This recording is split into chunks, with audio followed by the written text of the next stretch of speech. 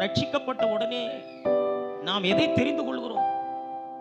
நாம் ஒவ்வொருவரும் சோதிக்கப்படுகிறோம். ஒவ்வொரு நாளும் சோதிக்கப்படுகிறோம். ஒன்று, நாம் தேவனை பிரியப்படுத்துவதை தெரிந்து கொள்ள முடியும். இல்லாவிட்டால் நம்மை பிரியப்படுத்துவதை நாம் தெரிந்து கொள்ள முடியும். ஒன்று, தேவனை பிரியப்படுத்துவதை தெரிந்து கொள்ள முடியும். இல்லாவிட்டால் மனுஷனை பிரியப்படுத்துவதை நாம் தெரிந்து கொள்ள முடியும். ஒன்று, தேவன் எனக்கு முக்கியமாக இருக்க முடியும். இல்லாவிட்டால் இந்த பூமிக்குரிய நன்மைகள் எனக்கு முக்கியமானதாக இருக்க முடியும்.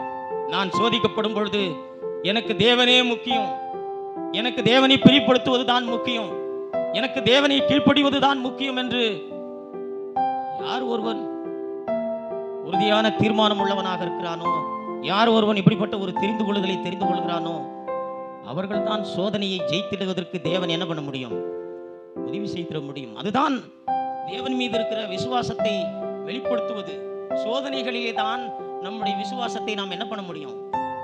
வெளிப்படுத்திட முடியும். ஆகவே தான் தேவன் சோதிக்கப்படுவதற்கு, வேதம் முழுக்க சோதிக்கப்படுவதற்கு தேவன் தன்னுடைய பிள்ளைகளுக்கு ஏன் அனுமதித்தார் என்று சொன்னால், சோதனைகள் இல்லாமல் உன் இருதயத்திலே நீ தேவன் மீது வைத்திருக்கிற விசுவாசத்தை நீ வெளிப்படுத்தி காண்பிக்க முடியாது.